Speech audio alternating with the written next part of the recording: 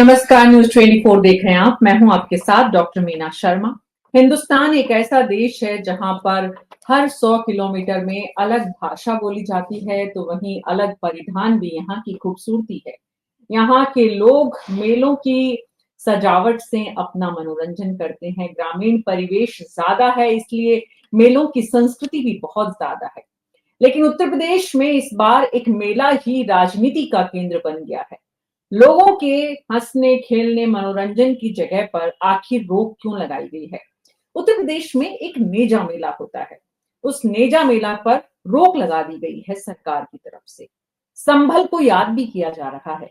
सवाल ये उठ रहा है कि हिंदुस्तान के लोग, आम आदमी और निचले तबके के लोगों के मनोरंजन के जो छोटे मोटे साधन है, और सिर्फ मनोरंजन ही नहीं, अपनी इतिहास, संस्कृति, कला, विरासत, इनको सहेज कर रखने का एक माध्यम भी होता है मेला, जहां पर लोग पूरे आसपास के इलाकों के एकजुट होते हैं। रोजगार से इसका सीधा संबंध है, साथ ही स्थानीय हैंडीक्राफ्ट जो है और तमाम इसी तरह की संस्कृति जो ग्रामीण परिवेश की है, उसे बचाए रखने का एक माध्यम भी मेला होता है। नेजा मेला क्या है जिस पर उत्तर प्रदेश की सरकार ने रोक लगाई है? हमारे खास मेहमानों के साथ इसी पर विस्तार से चर्चा करते हैं। हमारे साथ प्रमोद गोस्वामी जी वरिष्ठ पत्रकार हैं, उत्तर प्रदेश की सियासत पर कड़ी और पैनी नजर रखते हैं, आपका लंबा अनुभव है। आलोक पांडे जी राजनीतिक विश्लेषक हैं, बहुत करीब से राजनीति को आप देख रहे हैं। हमारे साथ मानस श्रीवास्तव, ब्यूरो चीफ लखनऊ, हमारे उत्तर प्रदेश से वरिष्ठ साथी सहयोगी न्यूज 24 के जुड़े हुए हैं। और साथ ही सुरेंद्र दुबे जी वरिष्ठ पत्रकार हैं। आप सभी का बहुत बहुत स्वागत है। प्रमोद गोस्वामी जी, शुरुआत आपसे करें तो इस मेला को रोकने का कारण सरकार के द्वारा, दो कारण, एक सरकार जो बता रही है और एक उसके पीछे का जो निहितार्थ है। तो पहली बात, सरकार जिस कारण को बताकर इस मेला को बंद कर रही है वो क्या? मीना जी, देखिए, अब मेलों के रोक पर या मेलों के शुरू करने पर या कवर को खोदने पर, ये मुझे लगता है कि ये सब एक सियासी दंगल है, राजनीति है। आवाज आ रही है मीना जी? जी जी, बिल्कुल आ रही है आपकी आवाज। जी जी जी। तो ये एक सियासी जो हथकंडे हैं सत्ता को प्राप्त करने के, चूंकि अब सत्ता का कोई जन सरोकारों से कोई बहुत ज्यादा मतलब नहीं रह गया है। अब कैसे सत्ता प्राप्त की जाए, उसके लिए अगर आप देखें, एक दौर ये भी था आज से कुछ दशक पहले, एक दशक पहले, एक दौर ये था कि वहां तुष्टीकरण की राजनीति होती थी। तब मदरसों को और वहां तुष्टीकरण के लिए कहीं मस्जिदें बनवाई जाती थी, कहीं मदरसों को पैसे वजीफे बढ़ चढ़ के दिए जाते थे। एक दौर वो था। अब ये दौर फिर बदला है, और अब दौर बदला है, अब वो हिंदुत्व का दौर, धर्म का दौर आया है, तो हिंदुत्व की राजनीति होने लगी है। अब उसमें देखने की बात, ये सबसे महत्वपूर्ण बात ये है कि इससे कोई मतलब नहीं, मेला कोई ऐसा तो है नहीं कि ये मेला अभी 2-4 वर्षों में शुरू किया गया हो। ये मेला तो एक बहुत लंबे समय से चला आ रहा है, होता रहा है।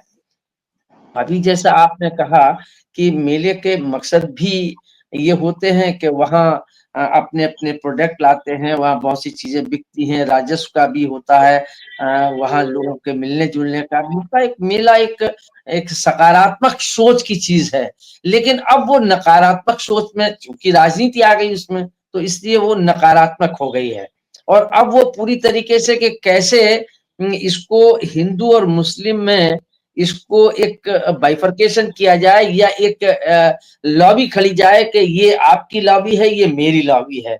मुझे लगता है कि ये जो सियासत है, ये कोई बहुत अच्छी सियासत नहीं कही जा सकती है। भाई निश्चित ठीक है, रूप ऐसे से बहुत अच्छी से सियासत, निश्चित रूप से अच्छी सियासत नहीं कह सकते।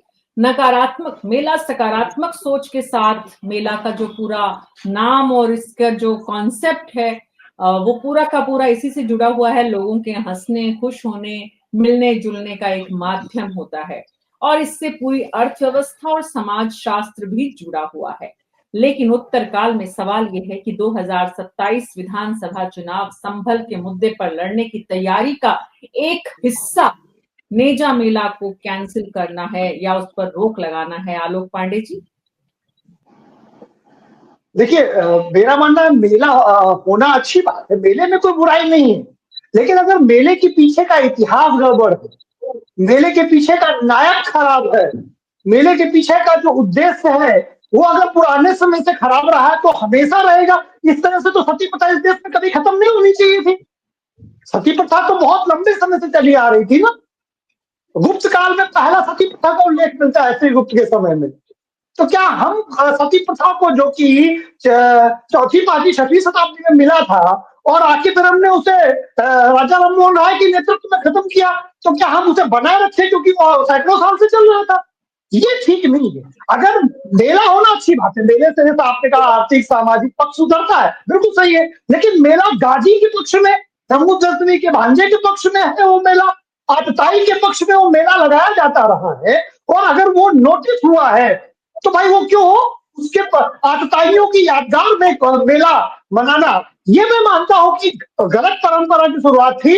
और अगर वो लेट ही सही, अगर ये कहा जा सकता है कि इतना लेट क्यों किया गया, तो ऐसे तो मैंने सती प्रथा का उल्लेख किया, बाल विवाह का उल्लेख किया। बाल विवाह का उल्लेख तो 1000 में मिलने लगा था और हमने जाकर के 19वीं शताब्दी में बाल विवाह को खत्म किया। तो क्या हम 1000 साल से जो पुरानी परंपराएं चल रही थी उनको इस बात पे हम जीवित रखे कि वो बहुत पुराने समय से चल रही थी?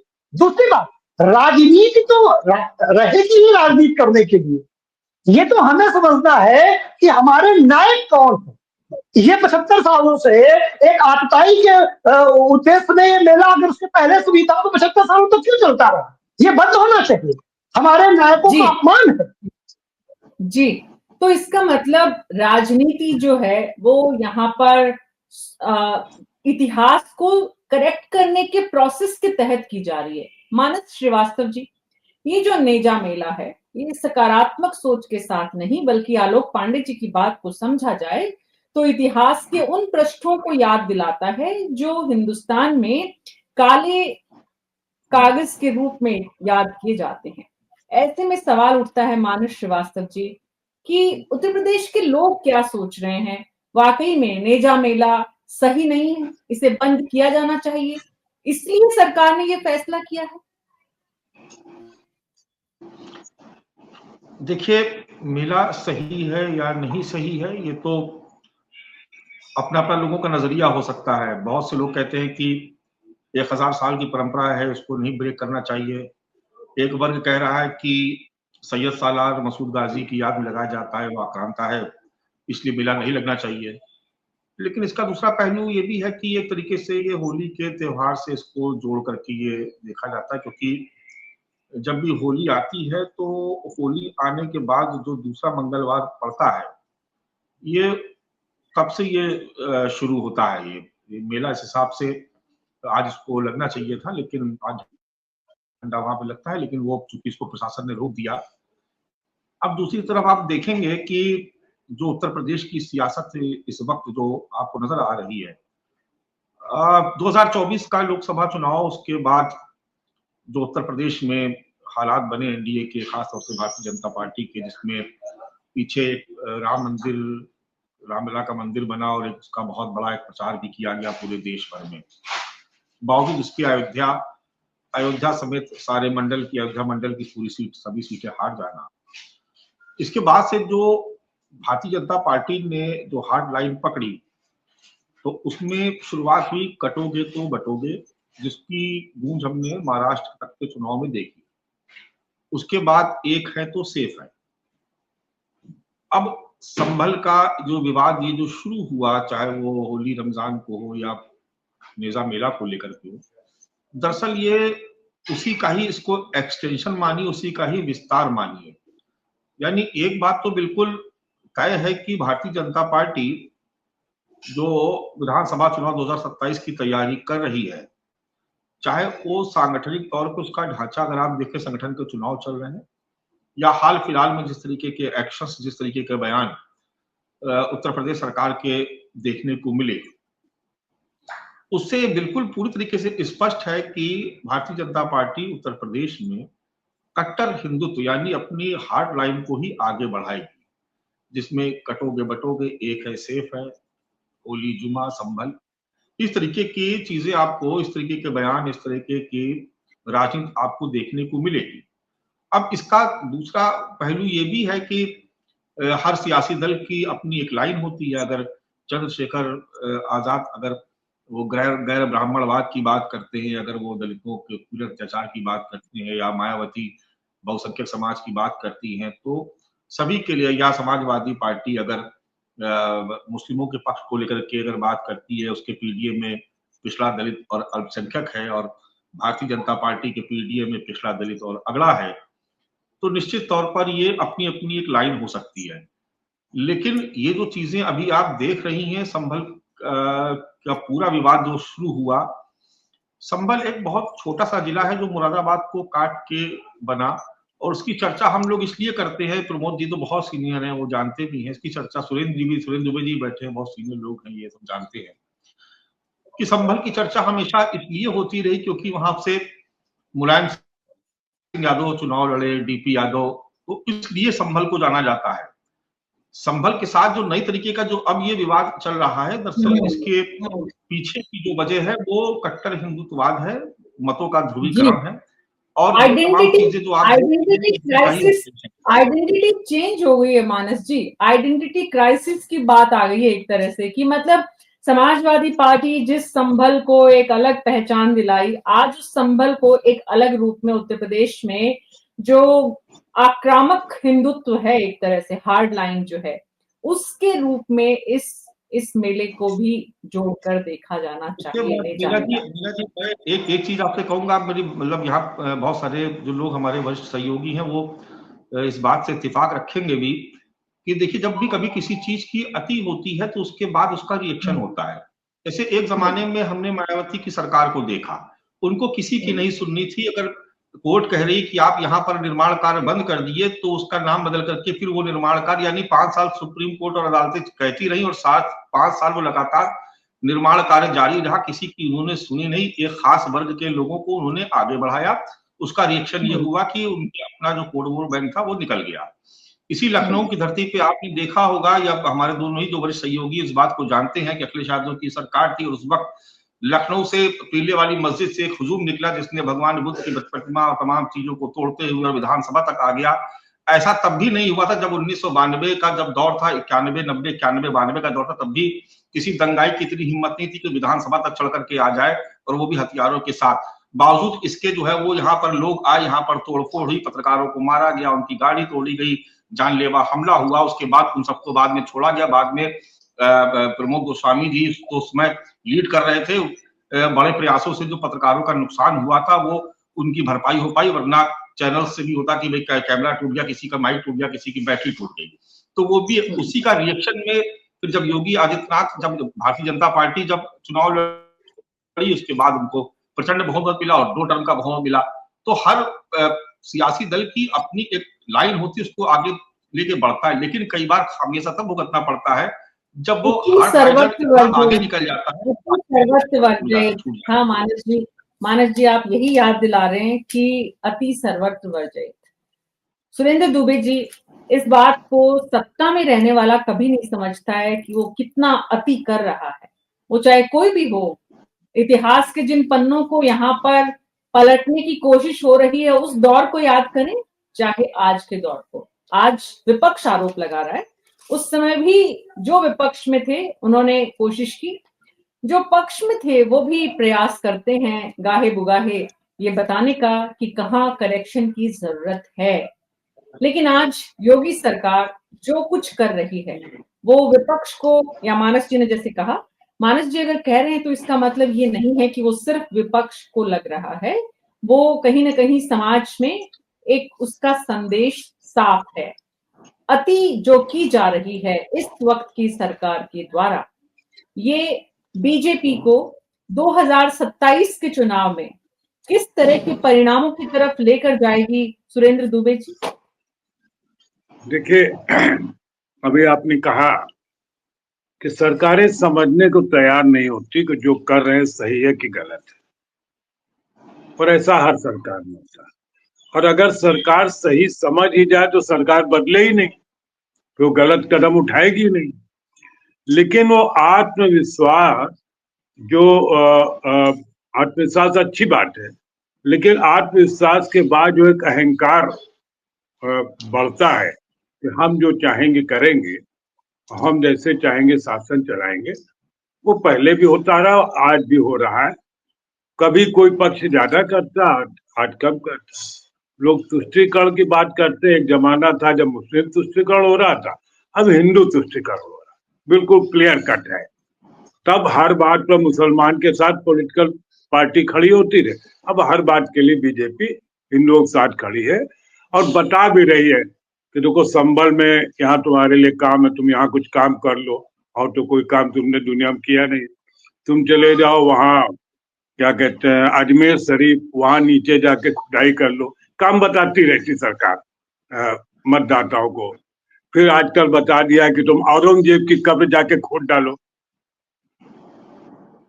कोई पॉलिटिकल दल एक हफ्ते इस बात पर डिस्कशन करने को तैयार नहीं है कि जो हमारी मूल समस्या है, सबसे बड़ी समस्या बेरोजगारी है, महंगाई है, जो हमारी स्वास्थ्य सेवाएं खराब हो रही, हमारी एजुकेशन, इस पर कोई महीना भर अगर डिबेट हो जाए तो क्रांतिकारी परिवर्तन आ सकता है।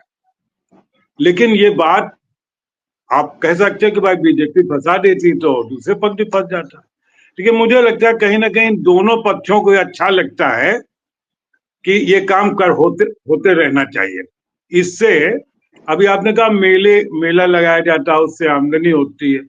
इस मेले से पॉलिटिकल राजस्व ठीक नहीं आने वाला था, लेकिन आजकल जो मेला, ये पॉलिटिकल मेला है जिसको रोका गया, तो इसमें पॉलिटिकल राजस्व अगर ठीक नहीं आ रहा है तो योगी सरकार कैसे इस मेले को जा रही है। और तर्क जो है इस पर ज्यादा बात नहीं करनी चाहिए। मैं एक अखबार में काम करता, बहुत पुरानी बात है, तो एक हमारे पंडित जी थे जो मतलब गणेश शंकर विद्यार्थी के जमाने से पत्रकार थे, हम उससे बिल्कुल नए लड़के थे। तो जब आते तो हम लोग पूछते थे कि पंडित जी क्या वहाँ गेट पर आकर के, और नंगे पैर रहते थे, गेट को पैर छू के आते थे। तो हमने पूछा, उनका नाम था विद्याधर द्विवेदी जी। तो कहले भैया ऐसा कि हम आते हैं तो अपनी इज्जत वही दरवाजे पर उतार देते कि अब हम जा रहे हैं अंदर नौकरी करने, 8 घंटे किसी तरह नौकरी करेंगे, फिर हम जब दरवाजे पर आएंगे अपनी इज्जत अपनी जेब में रख के फिर निकल जाएंगे। तो वो ये है कि आज जो मतदाता है वो एक बहुत बड़ी ऐसी फिल्म देख रहा है जिसमें वो समझ नहीं पा रहा कि हीरो कौन है, हीरोइन कौन है, विलेन कौन है। जैसे वो होता है ना कि सारी रात रामायण हुई और बाद में सुबह लोगों ने पूछा कि सीता किसका बाप था और रावण किसकी बेटी थी। इतना कंफ्यूज माहौल इस समय देश में है। इस मेले में राजस्व पॉलिटिकल ठीक नहीं आएगा, इसलिए इस पर रोक लगा के, बाकी कोई तर्क की बात नहीं है कि क्यों मेला रोक दिया और क्यों नहीं रोका। इतना प्रासंगिक शब्द इस्तेमाल किया है आपने सुरेंद्र दुबे जी।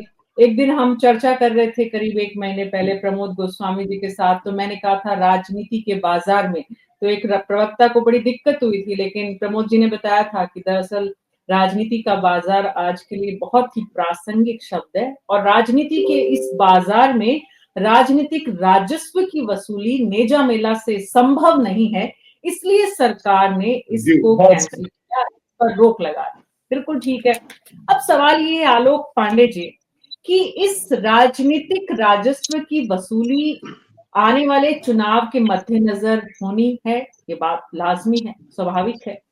लेकिन हम जो यहाँ पर सुरेंद्र जी ने बात की और हम भी कई बार हमारे कार्यक्रमों में इस बात की चर्चा करते हैं कि दरअसल सत्ता पक्ष और विपक्ष दोनों ही जनता को उलझाए रखना चाहता है ताकि मूल मुद्दों से जनता दूर रहे और गैर जरूरी मुद्दों पर जनता की पूरी एनर्जी खर्च हो जाए।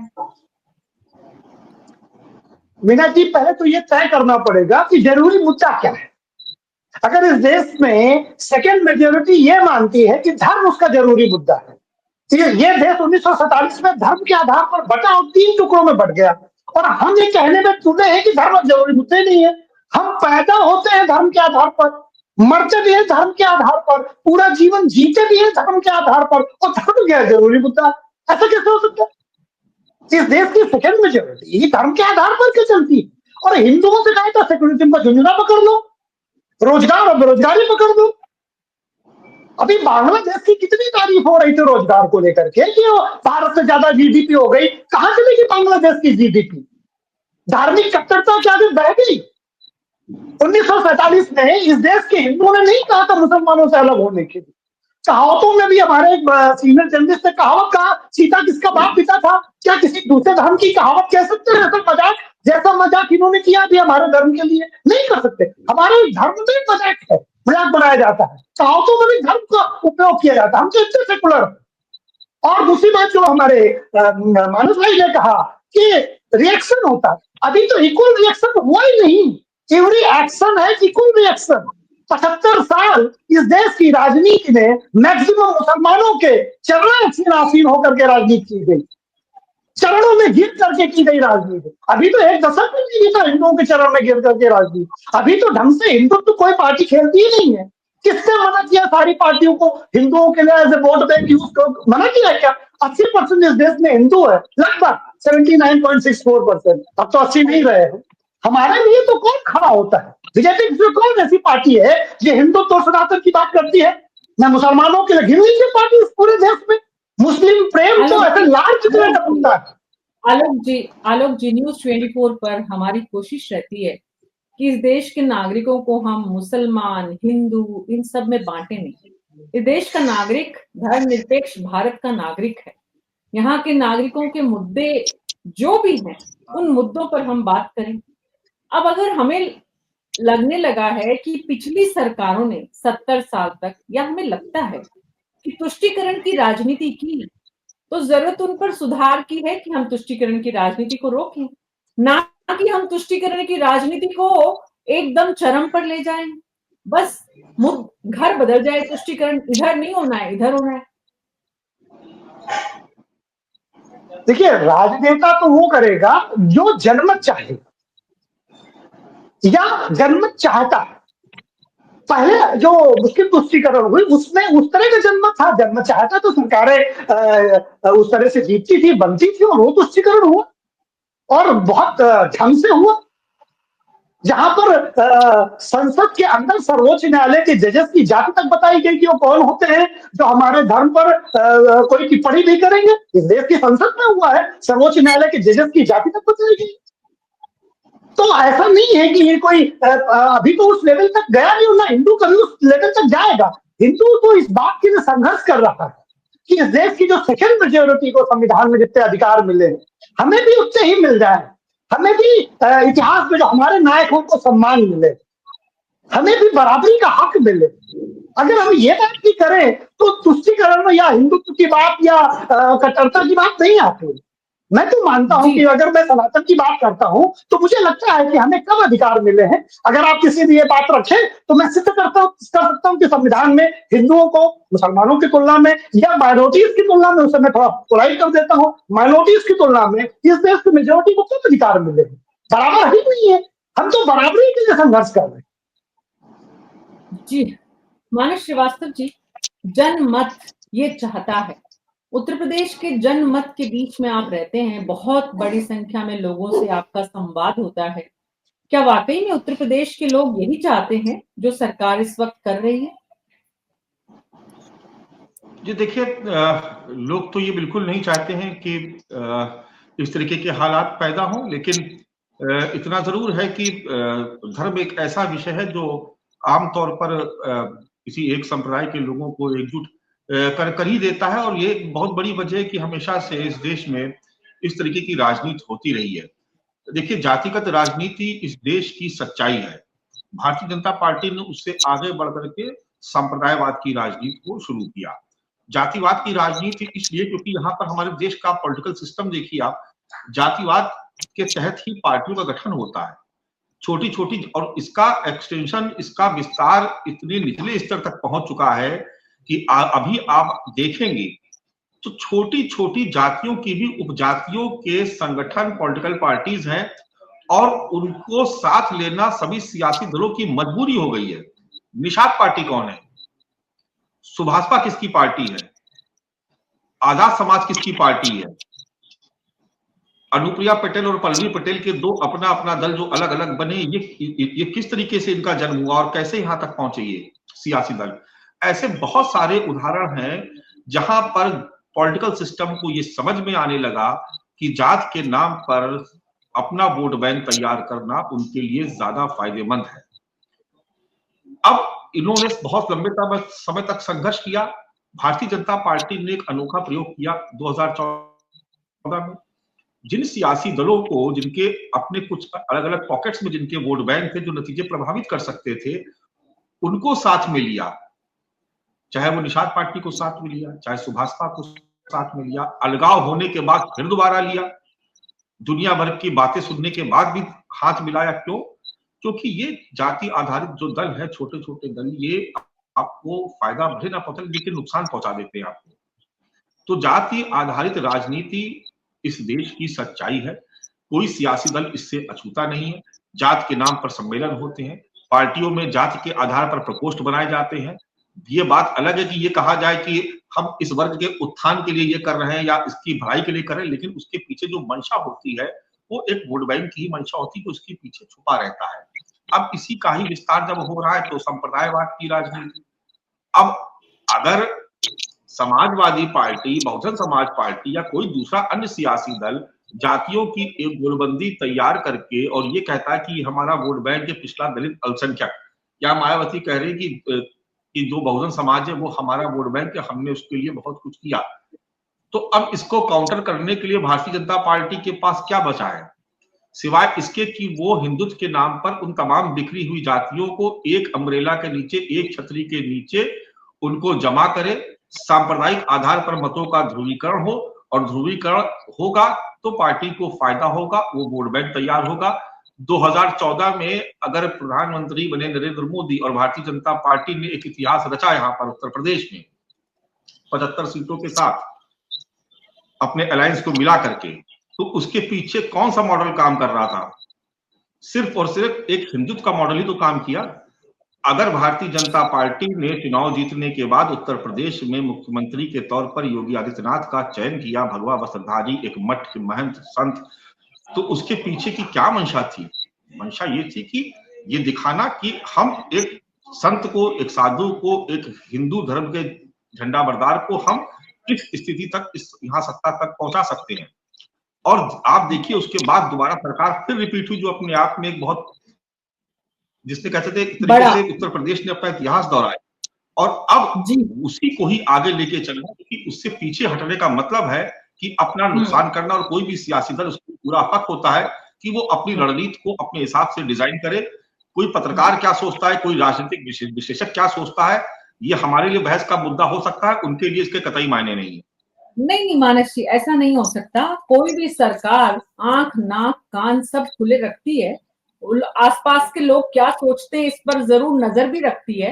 हाँ, उन पर गौर करे नहीं करे ये अलग मुद्दा है, क्योंकि सत्ता जो है वो निरंकुश बनाती है, और पूर्ण सत्ता पूर्ण निरंकुश बनाती है। ये हम राजनीति विज्ञान के विद्यार्थी के रूप में पढ़ते रहे हैं।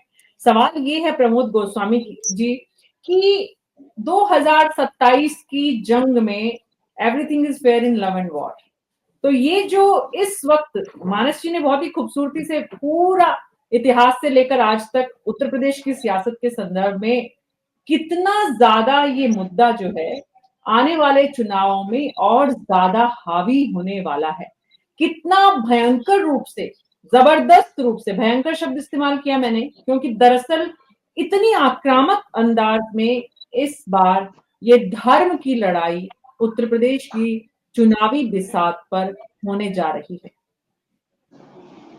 मीना जी, निश्चित रूप से आप बिल्कुल ठीक कह रही हैं।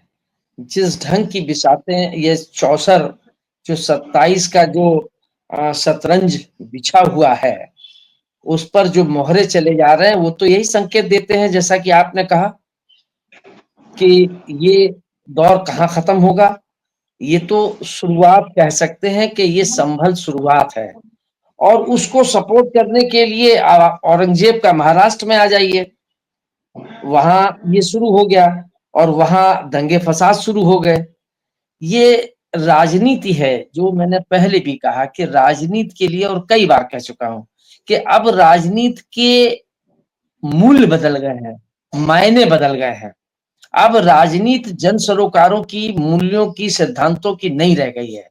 अब राजनीति सिर्फ और सिर्फ सत्ता की रह गई है कि बाइहोक बाइकुक एन केन प्रकारेण कैसे हम सत्ता, फेयर अनफेयर कैसे सत्ता हासिल कर सकते हैं, ये वही खेल चल रहा है। और उसी में ये तो एक मैंने कहा ना कि ये शुरुआत है, ये देखिए आगे आगे क्या होता है। आगे आगे इस ढंग की चीजें चलेंगी और ये चीजें जो एक हिंदुत्व फोल्ड की बात है, ये उसको पूरी तरीके से लामबंद करने का, या वो कहीं भटके नहीं, कहीं बरगला न जाए, पीडीए के नाम पर कहीं ऐसा ना हो कि दलित, पिछड़े, मुस्लिम ये सब एकजुट हो जाए तो सत्ता हाथ से निकल जाए। मानस जी ने बिल्कुल ठीक कहा कि वो जातिगत पहले समीकरण थे, अब ये समीकरण भी हो गए और जातिगत समीकरण भी बन गए हैं। ये सारी चीजें वो होती चली जा रही है। ये देश हमारा मतलब अभी मैं पांडे जी की एक बात कहूंगा, उन्होंने जो सुरेंद्र जी पर टिप्पणी की, जो सीता जी वाली बात, उन्होंने सुरेंद्र जी के कहने का आशय शायद आपने उसको ढंग से समझा नहीं। वो ये कह रहे थे कि पूरी रामायण होती रही, लेकिन आखिर में लोगों ने पूछा कि राम राक्षस था कि रावण राक्षस था। ये कहने का मतलब सुरेंद्र जी का संभवतः ये रहा है कि मतलब उनकी समझी में नहीं आ रहा है कि क्या है, गुमराह किया जा रहा है, आखिर में गड़बड़ किया जा रहा है। ये उनका आशय था। धर्म के ऊपर उनकी न कोई टिप्पणी थी, न उनका मंशा थी, ऐसा मुझे लगता है। दूसरी बात ये कि देखिए आज आप हिंदू मुस्लिम की बात हो रही है, देखिए कैसी, मतलब कहने में मुझे संकोच भी मीना जी इसमें हो रहा है एक एज ए जर्नलिस्ट। आप देखिए कि हिंदू मुस्लिम की राजनीति की बात हो रही है और हिंदू के झंडावरदार लोग कितने उनकी बहनें बेटियां मुसलमानों में ब्याही हैं। क्या वहां ये उचित है? अगर हम अपने जो धर्म की और जो शास्त्रों की बात कर रहे हैं और जो परंपराओं की बात कर रहे हैं, लेकिन चीजें बदल रही हैं। चीजों में अब हमको बदलना होगा, हमको आगे चलना होगा। हाँ, कहीं कोई चीज ऐसी है कि जो हमारे समाज को नुकसान पहुंचा रही है, उस पर सख्ती से पाबंदी होनी चाहिए, चाहे कोई भी सरकार हो, चाहे वो ये मेजा मेला हो और चाहे वो रामायण मेला हो, कोई भी हो। अगर उससे समाज को नुकसान हो रहा है, उस पर हम जरूर बंदिश लगाएं, प्रतिबंध लगाएं, कड़े कदम उठाएं। लेकिन अगर कोई चीज चली आ रही, उसको लेके, इस मेले को लेके कभी दंगा नहीं हुआ, कभी फसाद नहीं हुआ, कोई चीज नहीं हुई, ये तो मतलब चलते घोड़े के जो है चाबुक मारने जैसी बात है कि एक उकसाने की बात है। तो ये अगर उकसाने की राजनीति आज हो रही है, कल फिर होगी, इसका अंत कहाँ होगा? अगर हम ये मान भी लें, एक्शन का रिएक्शन और रिएक्शन रिएक्शन होगा। का, हम जी जी हम हमेशा नहीं, जो स्टूडेंट है, जी मीना जी एक खाली एक बात, एक शब्द मैं कहना चाहूंगा। मीना जी मैं ये कहना चाहूंगा कि अगर तुष्टीकरण की राजनीति का हम विरोध करते रहे हैं, करेंगे, आप भी करते रहे, भारतीय जनता पार्टी पानी पी पी के तुष्टीकरण का विरोध करती रही है, हम भी विरोध करते हैं कि नहीं होना चाहिए। लेकिन जो आज हो रहा है, क्या ये होना चाहिए? ये उसकी काट है? आप क्या संदेश देना चाह रहे हैं? आप अपने ढंग का तुष्टीकरण कर रहे हैं। जिस बात का विरोध कर रहे थे, हम वही करेंगे वापस, तो फिर ये कितना सही है? ये सही किसी भी सूरत में नहीं हो सकता। जिस बात के हम विरोधी थे, हम वही काम करेंगे सत्ता में आने के बाद, तो जनता क्या समझेगी? लेकिन सुरेंद्र दुबे जी, मुद्दा ये है कि पत्रकारों की कलम में इतनी ताकत हुआ करती थी इस देश में और दुनिया में। उदाहरण है कि खबर ने सरकारों को सत्ता से दूर तक किया है, सत्ता विहीन किया है। इस्तीफे देने पड़े हैं मुख्यमंत्रियों को भी और प्रधानमंत्री को भी। वाकई में मीडिया की ताकत बहुत कम हो गई है सुरेंद्र दुबे जी, कि इस देश में इस तरह की चर्चाएं या सरकार की आंख नाक कान खोलने वाले जो लोग हुआ करते थे, अब उनको सुन भी नहीं रही है सरकार।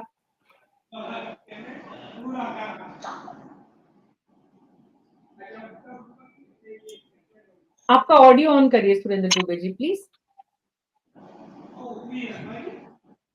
आपने एक बड़ा मौजू प्रश्न उठाया कि मीडिया अपनी भूमिका नहीं निर्वाह कर पा रहा है, और ये हम सब लोगों के लिए चिंता का विषय है। वो इसलिए नहीं कि सुरेंद्र दुबे अपनी बात नहीं कह पा रहे हैं, या मीना शर्मा नहीं कह पा रहे हैं, या प्रमोद नहीं कह पा रहे हैं, या मानस नहीं कह पा रहे, क्योंकि उसका सीधा संबंध हमारे देश के लोकतंत्र से है।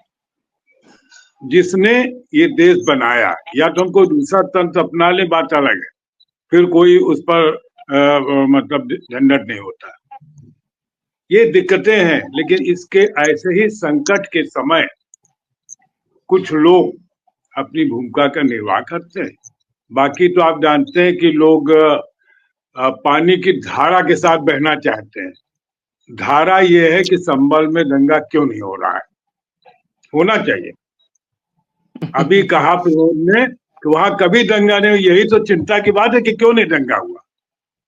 मेले को क्योंकि लेकर वो हाँ, मेले को लेकर वो वोट मेले से ही निकलेगा ना। इस देश में सारे नेता एक झूठ बोलते हैं सीना पर ठोक के कि हम जाति की राजनीति नहीं करते हैं, जबकि यही देश एक दुनिया में है जहां जाति ही सारा आधार है।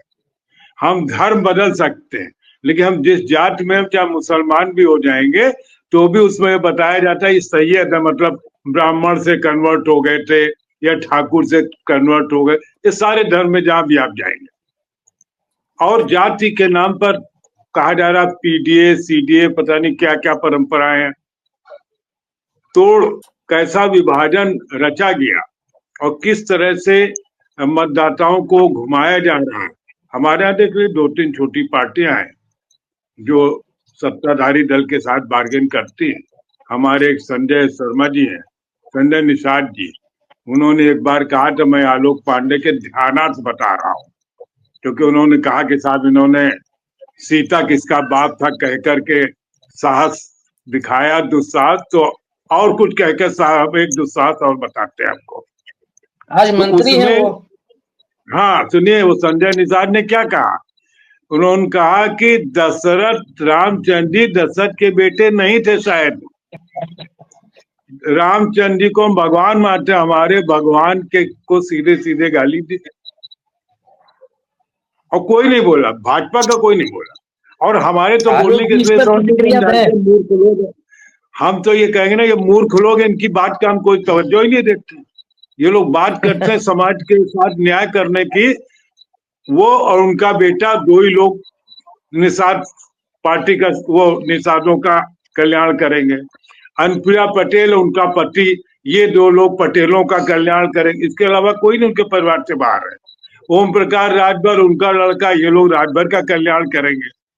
ये कहाँ देश को ले जा रहे हैं और बांटते चले जा रहे हैं। मैंने कहा ना कि हमें इस बात पर कोई आपत्ति नहीं हुई कि संजय निषाद ने कहा कि रामचंद्र जी पता नहीं दशरथ के बेटे थे कि नहीं थे। होंगे मूर्ख लोग, कुछ उनको तकलीफ हुई होगी, लेकिन जो लोग रामचंद्र जी के नाम पर वोट ले रहे, रोटी चला रहे, उनको तो कम से कम आपत्ति करनी चाहिए, तो कम से कम संजय निषाद को हटा ही देना। सुरेंद्र जी उनको जो जिन्होंने ये कहा उस पर सब लोग मुंह में दही जमा हुआ है। हाँ, और उस पर मंत्री बना रहे हैं। इसीलिए मैंने कहा कि आपने पूछा कि दंगा नहीं हुआ, यही चिंता की बात है। दंगा होना चाहिए, जब दंगा होगा तब वोट मिलेंगे, तब आगे का शासन चलेगा। जी बहुत बहुत शुक्रिया आप सबका इस चर्चा में शामिल होने के लिए। विषय ऐसा है कि अगले 1 घंटे और इस पर बात हो सकती है। विषय इतना ज्वलंत भी है और जरूरी भी है कि इस पर बात होनी भी चाहिए, लेकिन दुर्भाग्य इस बात का है कि इस पर जितनी बातें होती हैं वो सिर्फ हंगामा खड़ा करने के लिए होती है। और न्यूज़ 24 पर हमारा मकसद हंगामा खड़ा करना नहीं है, बल्कि जनता की आवाज बनना और जनता के जरूरी मुद्दों को उठाना है।